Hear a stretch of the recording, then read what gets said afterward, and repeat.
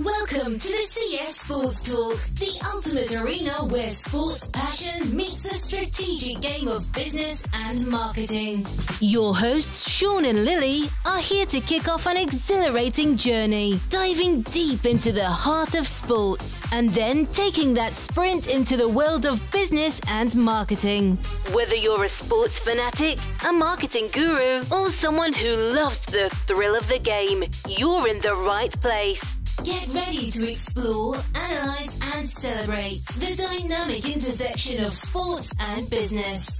The game is on, and the CS Sports Talk starts now. And welcome back, everybody. Ooh, what episode is this? 17. I always dig our intros now. Yeah. It's episode 17 of the CS Sports Talk, and I'm Lily Maddox, and that's Shawn Campbell. And we're back for another episode of exciting topics. But first, before we get into it, where's Aaron today? Oh, you remember how last week when we mentioned he was in the tap dancing, world tap dancing in Oslo? He actually is in the hospital. He dislocated his toes. From tap dancing? He went too crazy. He was trying to do a move that only has been, like in skateboarding when the 720 was deemed impossible. Yeah. I guess he was trying to do a move in tap dancing that was deemed impossible. And he dislocated 9 of his 10 toes. Oh, gosh. Poor guy. Yeah. Send happy thoughts to Aaron. He is in the hospital. I just got back to the office because I was gone from Wednesday afternoon and through the rest of the week. Welcome back. I didn't hear about Aaron's injury. I'm going to have to reach out to him after this. I know. Oh, Aaron. But speaking of me being gone, it was my brother's spring break, which you guys have seen on the podcast if you guys saw the Super Bowl episode. It was his spring break, so we kind of lined up some visits for him. And so we're going to get into a little bit about recruiting as a high school athlete, because it's kind of a weird thing, but it's been fun. So we started in Vegas.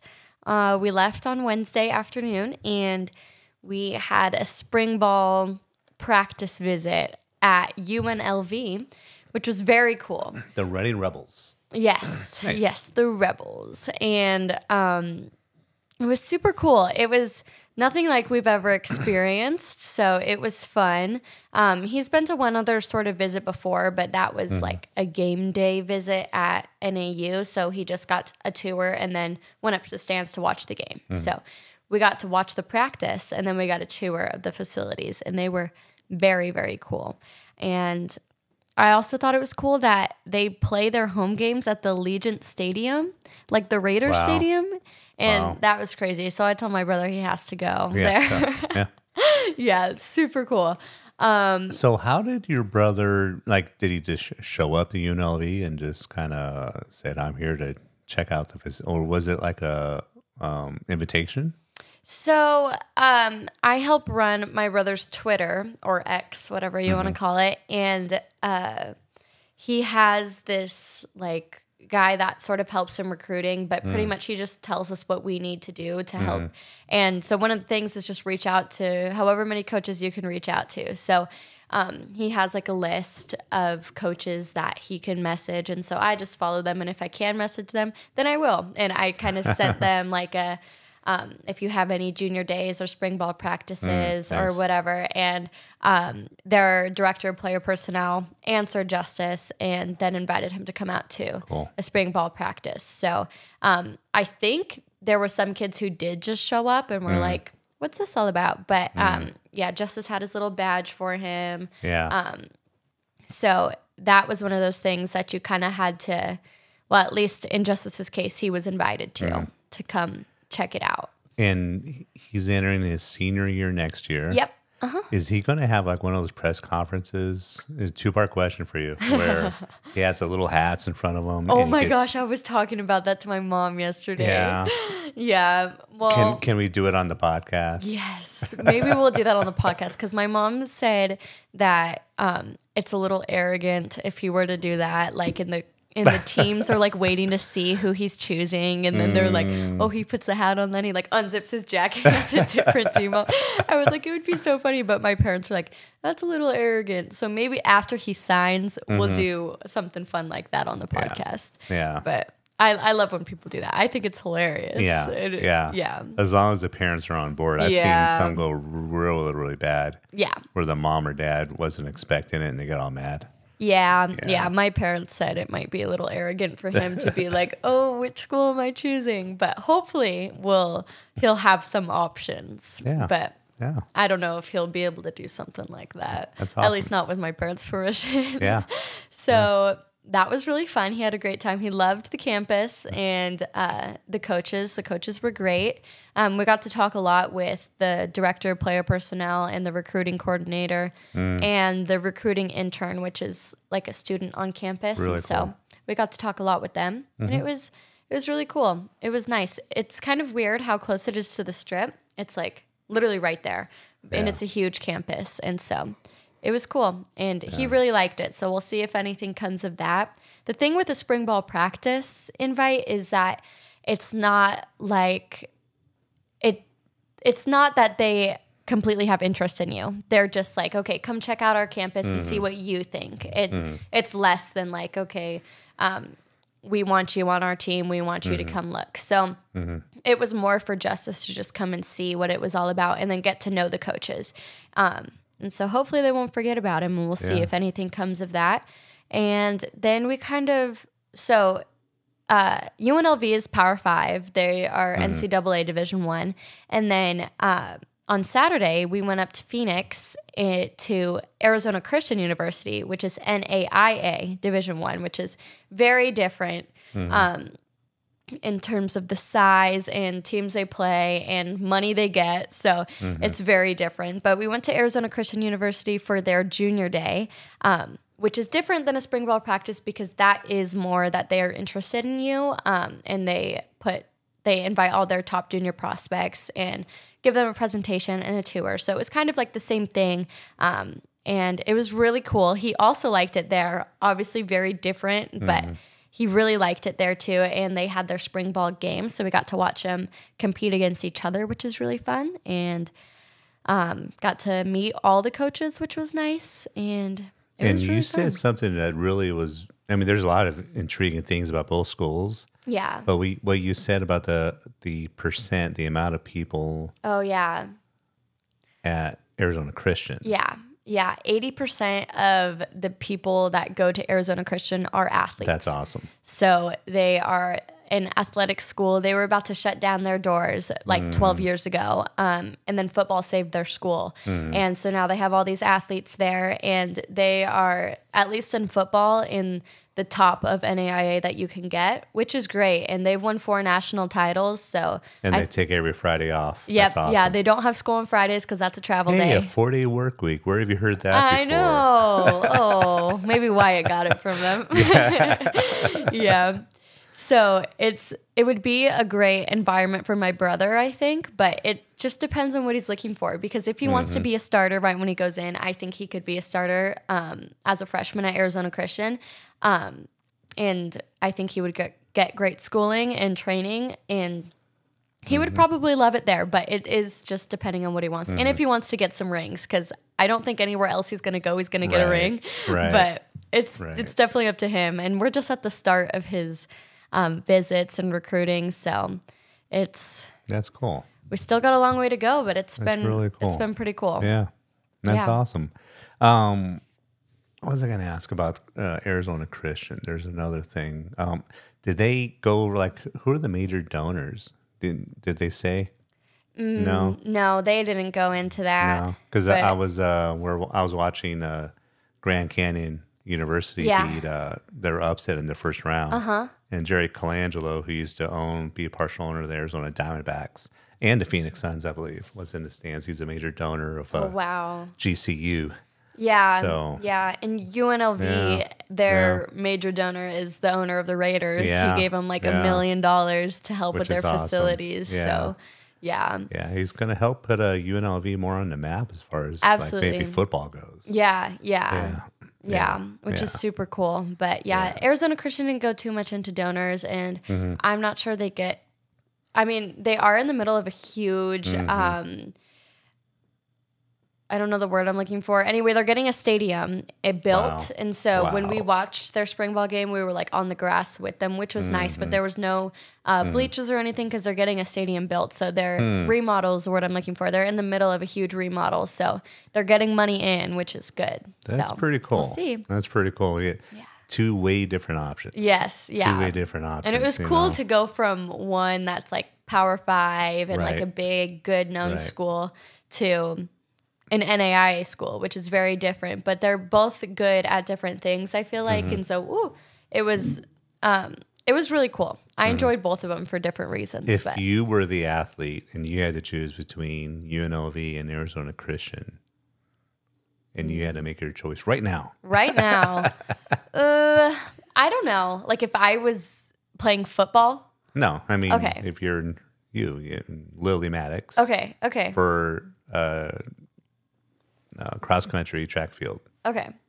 I was actually looking at Arizona Christian's track program, and it's not awesome. Like I think there's only one girl that's faster than me on that team. And so I was looking at it. I was like, I wonder what would happen. But when it comes to track, it's way different than football because I feel like it's very rare as like a freshman or a sophomore that you're starting in football. But in track, it's literally just how fast you are. So if you're faster than the senior, you're going to run. Right. And so if I was good enough to just go run at UNLV, I would probably choose UNLV just because it's a bigger school and they probably travel more and compete against better schools. But it's a different scope because as a freshman, sophomore at UNLV, you're probably not going to play until your junior year because they've got big, good kids. So which is not a bad thing. No, it's not because you're getting the training. And that's what Justice was saying. If he went to Arizona Christian, he could, after 2 years, transfer to a bigger school because he's gotten that work in and playing. So it's just... Yeah. High school recruitment is a weird journey, but it's been fun so far. I'm sure it's a lot different than back in the day. Oh, yeah. Because back in the day, I think, it was just kind of went without saying, even in high school level, that you weren't going to really play much in your freshman, sophomore year. Yeah. And then, you just, unless you're exceptional. Exactly. Right? Yeah. So, very few cases. But I mean, it's just kind of the journey that he wants to take and what he wants to do. And luckily, we're just at the start of it. So pretty interesting. Yeah, very interesting. Very fun to go through this. So that was there any words of advice that Arizona cornerback coach Chip Maney gave you that you utilized this weekend? Most of the information that he was giving me to relay on to my brother as well is about reaching out to coaches, which has been really helpful because like he was telling me that it's impossible for coaches to know everybody. And so if you don't reach out to them, they're just not going to know you unless obviously you're like 5-star. But all these kids, most of them want to play in college and it's impossible for them to know you if you don't get your name out there and keep reaching out and going on visits. They're just not going to know you. And that's just how it is. All these kids want to play and, you just got to do your part to get your name out there and keep being seen. And like my brother has a friend and that he's good. He's really good at football. And so he thinks he doesn't need to go on visits. And my brother and his other friend who both went to Arizona Christian together are like, that's just not how it works. Because if they don't know your name, they're not looking for you. Right. So you just got to get out there, get seen. And that's something that Coach Chip was saying that I was like, that's very true. So, Cool stuff. Yeah, very cool. Yeah. So moving on from the recruitment talk, March Madness is obviously going on. Yep. And our question for you guys, I know I said I was going to fill out a bracket, but I didn't. So this is a question for Shawn and everybody else who filled out a bracket. Who you had in the Final Four, is it the same from when you first started your bracket, or are they still in? Are they still in the tournament? What can you say about How that? many of your Final Four are still in the tournament? Yeah. What can you say I got about 3. that? Okay. Yeah. That's good. My one of my dark horse teams was Texas. And they got knocked out against Tennessee. I believe it was yesterday or the night before. So, yeah, but I got 3 of the 4. Who are they? Still, UConn, Marquette, and North Carolina. Nice. No, I did not say Arizona. Sorry, guys. Yep. I love my Wildcats, but Carolina's a big, tough, athletic team, and I think we'll go a big play against them in the in the Elite Eight. But I don't see us, and it's not disrespect to the Wildcats. It's not. It's just Carolina's really good. Yeah. UConn is looking tremendous, and I think Marquette, even though they're a 2 seed, is still a little bit of a stretch. They didn't play that well yesterday. Who did they play against yesterday? I caught a little bit of that game. Yeah, but, I forgot.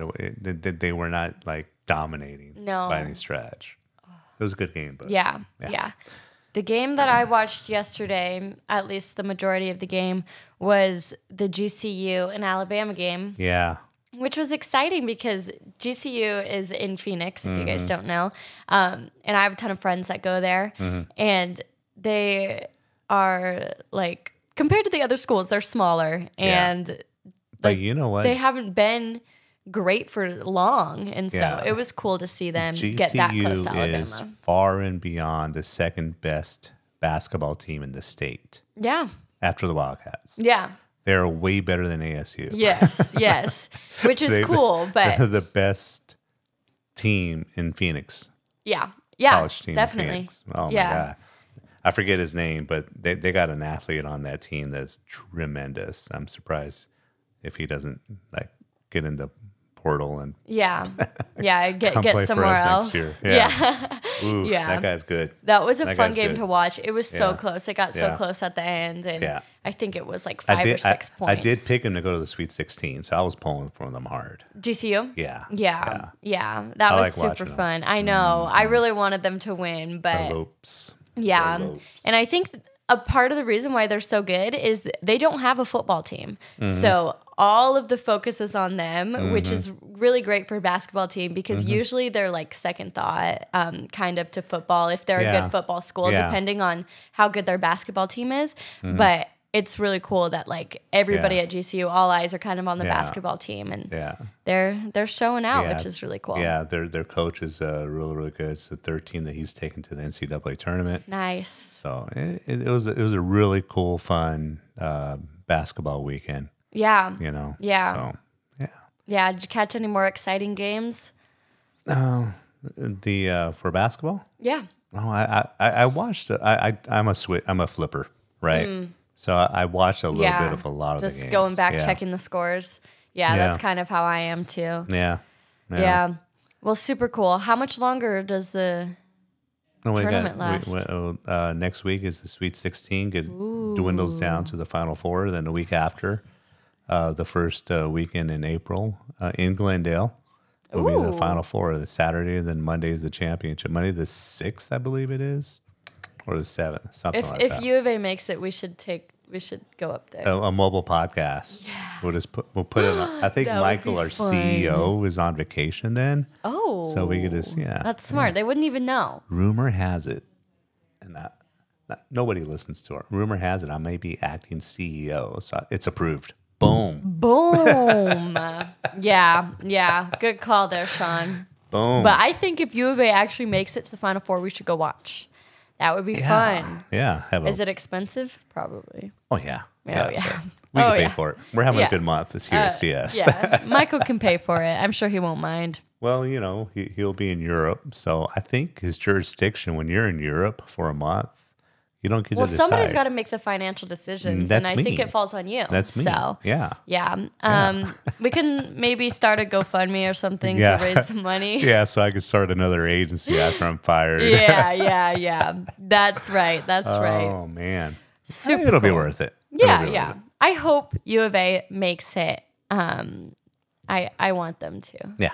I want them to keep going, but we'll see. Yeah. And we've got another thing that we wanted to talk about, right? Opening day Thursday for baseball is on Thursday. I can't wait. I'm excited too. As a new Yankees fan, I am very excited. And I'm in 2 fantasy baseball leagues. Oh, my goodness. Oh, my gosh. You're going to have to give us an update on that every week. I tried to draft as many players as I could from my other team into this team, so I'm not too, diluted. Yeah. So I did pretty good. I did good. pretty good, yeah. Plus, I'm the commissioner of this league, so, I can manipulate things if I need to. Is the commissioner the one that, like, runs it? Yeah. Okay. Yeah. Yeah, you can. Yeah. I found a bunch of newbies I'm excited to see. never played before. Wow. Yeah. Wow. Fantasy baseball is hard to just kind of jump into. It is. Which is why I will probably never do fantasy baseball. You know what we can do? It's like as the season goes, I'll kind of keep you up to date on how everything's going. That's what I'm thinking. And then maybe next year. Yeah. Next year I can jump in. Yeah. Jump in. I think that's a good first. idea. Yeah. Yeah. I'm excited to see how you do in your fantasy baseball leagues. Oh, I can't wait till it starts. Yeah. What are your predictions? Do you think you're going to win? I think I'll win the league that I started. Because they've never played Because they've never played before. We got a bunch of newbies in there. The other league, it's very, very competitive. Is this the one you guys have been doing for a while? Yeah, it's my third year in this one. Okay. I have 3 of the top prospects that have made the major league roster are on my team. The 4th one, they're holding back until May. I got I think 7 of the top 25 prospects in baseball on my team. Right. Nice. Plus, I sprinkled in a Mike Trout and a Cody Bellinger. But so I'm playing to win this year. Okay. And my goal is to not have to make a major move for the next 3 or 4 years because all my guys are young and really good. Yeah. I think that's a good plan. Yeah. Hopefully it works out. I get all these trade offers almost on a daily basis for my young guys that are really good. And I'm like, decline. My brother, when we played fantasy football, he would get so mad at me because I would never take trades. I wouldn't. I'm like, I like my team. I'm going to keep it that way. He's like, it's not fun when you don't do trades. And I'm like, well, you can trade with somebody else because I'm keeping him. Yeah. It's really fun. But I could not imagine fantasy baseball. And the way I manipulated my roster, one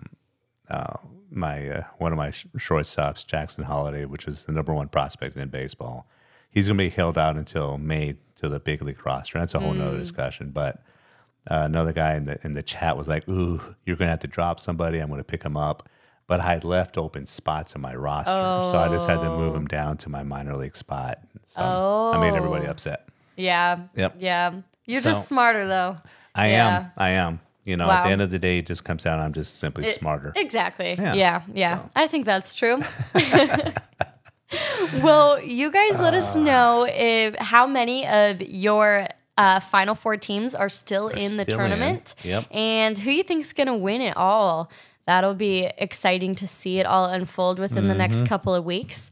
And let us know what you guys are thinking about opening day of baseball coming up. I'm very excited. I'm very excited to get into baseball. We're having our quarterly meeting that day, so I'm going to have my phone you just could just put here. one little earbud in and sit at the end of the table. They won't even know. They won't know. They're going to be like, Shawn, what do you think about that? Just be like, yeah, it's good. I think it's a home run.